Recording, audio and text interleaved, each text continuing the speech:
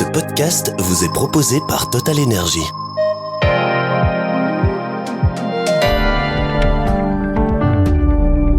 Il a monté sa société LD Export il y a tout juste 20 ans pour accompagner les entreprises belges et européennes dans le Golfe arabique.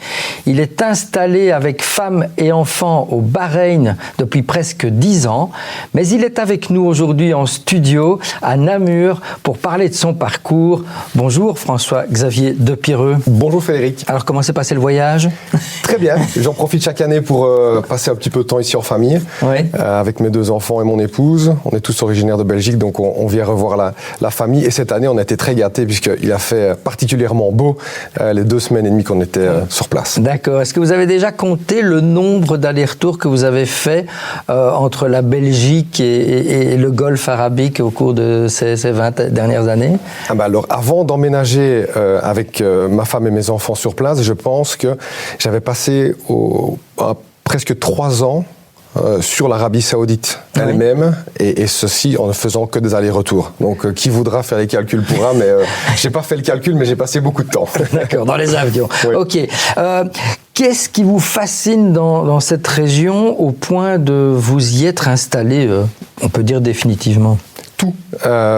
J'ai l'impression que c'est un territoire avec une vision drivé par un système qui veut l'émancipation de leurs concitoyens, du pays, des secteurs. Évidemment, ils ont énormément de ressources, on en discutera, mais ils les utilisent de manière adéquate et intelligente. Et quand on va sur place, et je le remarque de plus en plus, tous nos clients, que ce soit belges ou européens, même s'ils y vont des fois avec une appréhension, quand ils arrivent sur place, ils se rendent compte que c'est un marché exceptionnel, à 6 heures d'avion, de chez nous, des aéroports principaux européens, et qui regorge de possibilités. Et donc, l'entrepreneur ou même le touriste qui se rend sur place ne peut pas revenir sans se dire que c'est magnifique ce qui est en train de se passer dans cette zone du monde.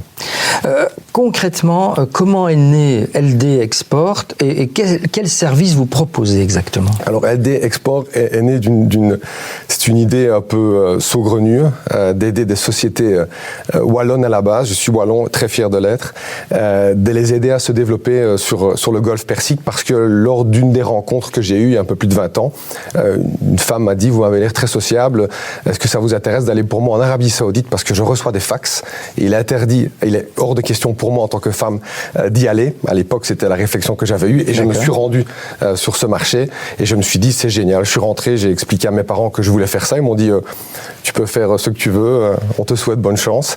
Et donc j'ai démarré. Il m'a fallu quand même honnêtement 7-8 ans pour avoir du retour et des sociétés qui à l'époque n'étaient pas intéressées par ce marché, mais plutôt par d'autres, les États-Unis, la Chine, qui était plus le boom à l'époque. Et c'est tout à fait le contraire maintenant, puisque maintenant on ne démarche plus, mais on a quotidiennement des sociétés de partout qui nous demandent comment faire pour aller sur place, parce que c'est un marché. Vous pouvez allumer la télévision, regarder les réseaux sociaux, tout le monde parle du Qatar, des Émirats Arabes Unis ou de l'Arabie Saoudite actuellement. Donc voilà, ces marchés-là, 6 territoires, vous pouvez... 6 territoires, donc il y a l'Arabie Saoudite, le mastodonte, c'est le plus gros territoire dans le Moyen-Orient.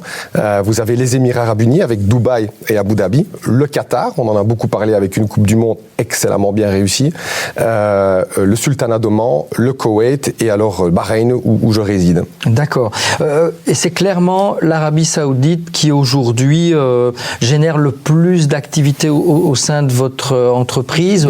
Pourquoi ? Alors, il y a 10 ans, on a pris une décision stratégique de dire on veut que 85 à 90% de notre développement pour nos clients se fasse sur l'Arabie Saoudite, parce qu'on a cru comprendre le potentiel, on a vu la vision, on a vu le changement politique, on a vu ce qui allait être mis en place, et on s'est dit: l'Arabie Saoudite, c'est un marché qui reste vierge et incompris, mais qui a tellement de possibilités qu'il va devoir, d'une manière ou d'une autre, attirer des fournisseurs, des producteurs, des constructeurs et de tout pour créer ce pays.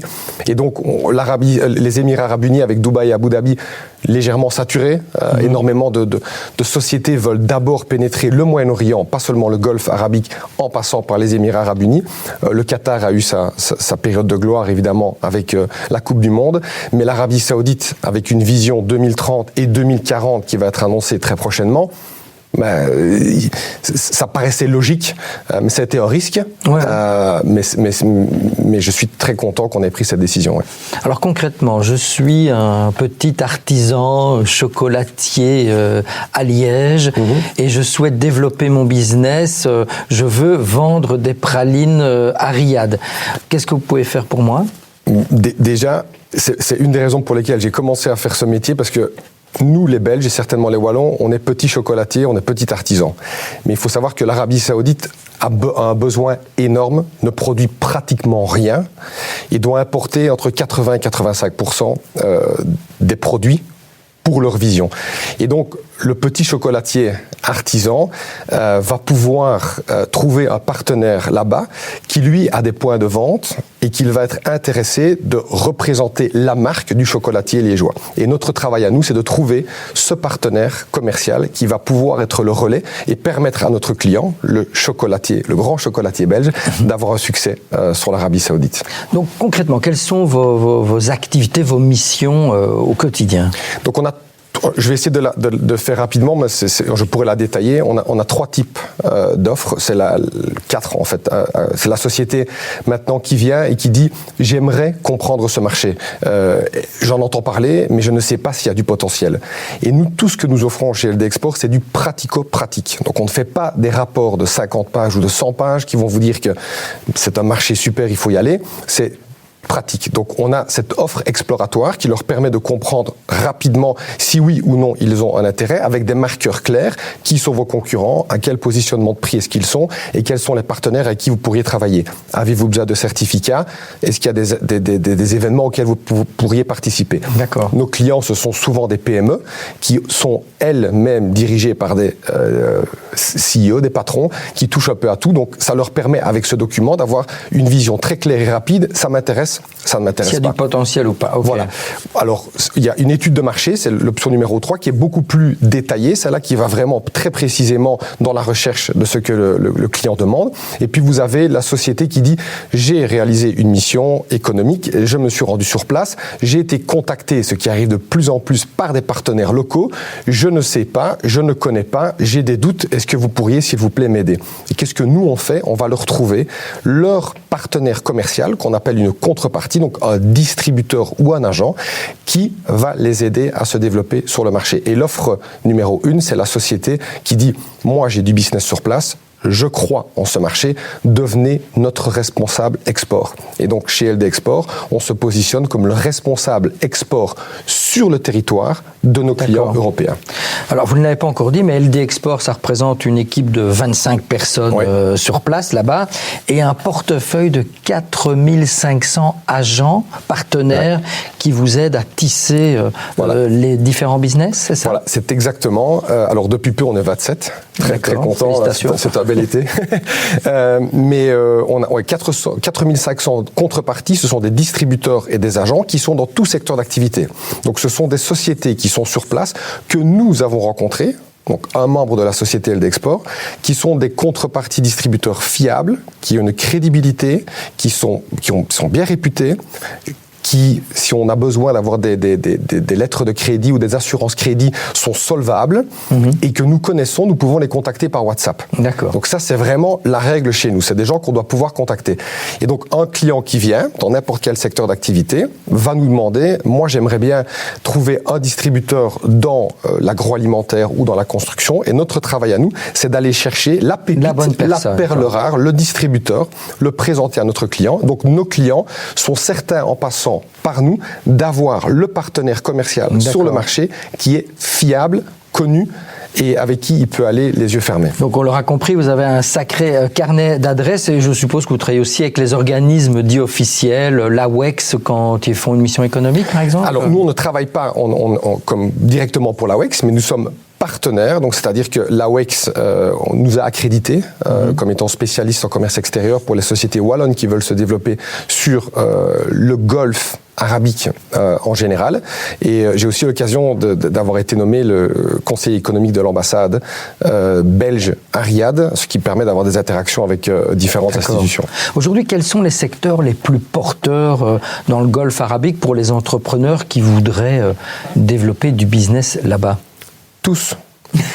Tous, parce qu'ils commencent seulement leur phase de « on produit localement ». Donc, ils ont besoin d'importer énormément de produits et l'Europe reste un fleuron. C'est quelque chose, notre territoire est vu avec comme des bonnes ressources, une bonne qualité, une bonne technicité dans nos produits. Et la Belgique, je tiens à le dire, on est très très bien connu. Et toute personne qui va d'abord sur ces marchés va se rendre compte que quand on dit qu'on est belge, on a un écho très favorable pour différentes raisons. Et donc tous les secteurs d'activité, puisqu'ils ne produisent pas d'agroalimentaire. D'accord. Donc ils doivent l'apporter.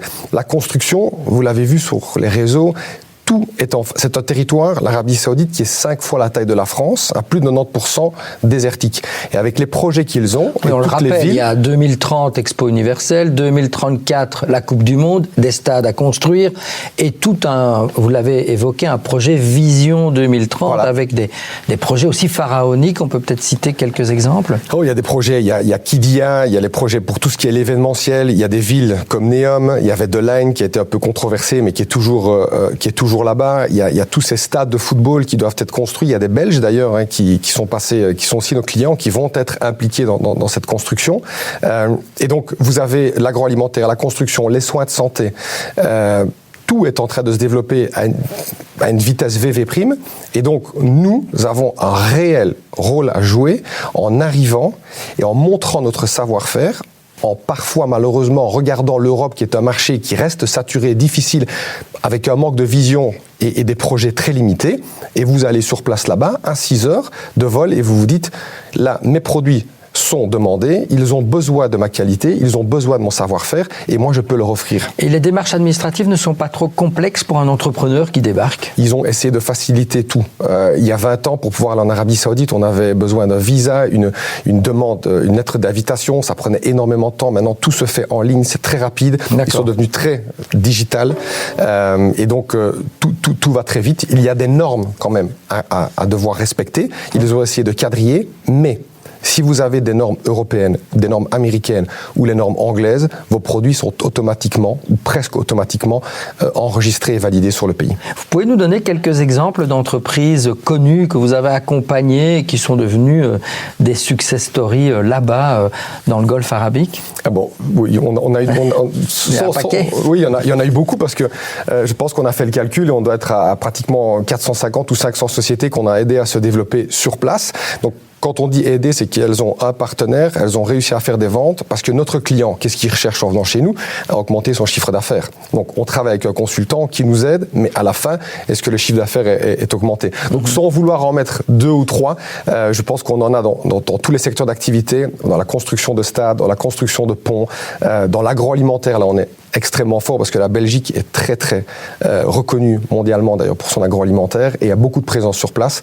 Donc voilà, les soins de santé également représentent des marques belges qui sont dans le top 3, dans le top 5 mondial dans la physiothérapie, on les représente sur place, donc voilà. Est-ce que le plus dur pour vous, c'est pas, on l'a vu avec le Qatar, il y a eu une espèce de Qatar bashing au moment de la construction des stades, on critique aussi fortement parfois l'Arabie Saoudite en matière des droits de l'homme et aussi des projets qui se dessinent par rapport à l'environnement. Vous êtes quotidiennement confronté à ce genre de critiques. Qu'est-ce que vous avez envie de répondre? Alors, c'est une très très bonne question et c'est à la fois très touchy d'en parler. Je vais y répondre en disant que la plupart des gens qui nous contactent ont les mêmes questions que tout le monde se pose. Quelle est la relation avec les femmes? Comment est-ce que les droits de l'homme sur place? Mais la meilleure réponse que j'ai, pendant des années, j'ai essayé de contrecarrer ça en donnant des arguments qui tentaient à prouver factuellement que ce qui était avancé ici n'était pas la vérité. Et quand les sociétés qui nous accompagnent voyagent, je pense que ils sont devenus nos ambassadeurs. Ouais. Et donc on donne énormément de conférences et de séminaires où nous invitons nos clients, ou pas que, mais des gens qui ont été là-bas, pour expliquer. C'est énormément de sécurité. L'accueil est exceptionnel. Les gens sont respectés. Plus de 35% de femmes dans des boards de sociétés gigantesques. J'ai des clientes femmes aussi qui voyagent là-bas. Ce sont les princesses de la Réunion. D'accord. On est mis sur le côté. Il y a un respect incroyable que nous ne pouvons pas nous imaginer parce que malheureusement depuis de nombreuses années, l'information qui en ressort n'est pas J'essaie d'utiliser les bons mots. Ne reflète pas la réalité sur place. Ne reflète pas la réalité sur place. Voilà. D'accord. Ok, on arrive tout doucement à la fin de cette interview. Quel message, en résumé, vous voudriez annoncer ou faire passer aux entrepreneurs wallons qui nous regardent et qui se disent tiens, j'oserais, mais j'ai un peu peur, et aussi de manière plus large au monde politique par rapport à cette vision des pays du Golfe arabique? C'est le moment. C'est la seule chose que je peux dire. C'est le moment. Vous en entendez parler. Vous savez qu'il y a du potentiel. Il y a des gens qui vous expliquent qu'on a besoin de vous là-bas. Il faut y aller. Il faut se mouiller. Il y a une mission princière qui va être organisée en 2026. Je suis certain qu'il y aura au minimum 500 sociétés belges qui vont se rendre sur place. Elles vont, si elles ne l'ont pas encore découvert, comprendre.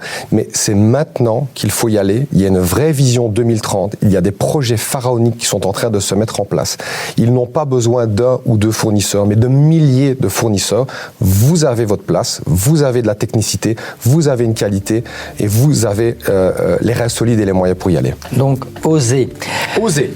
Merci beaucoup François-Xavier de Perreux d'être venu nous raconter cette très belle histoire. LD Export, c'est dans la boîte. Merci d'avoir écouté ce podcast proposé par Total Energy.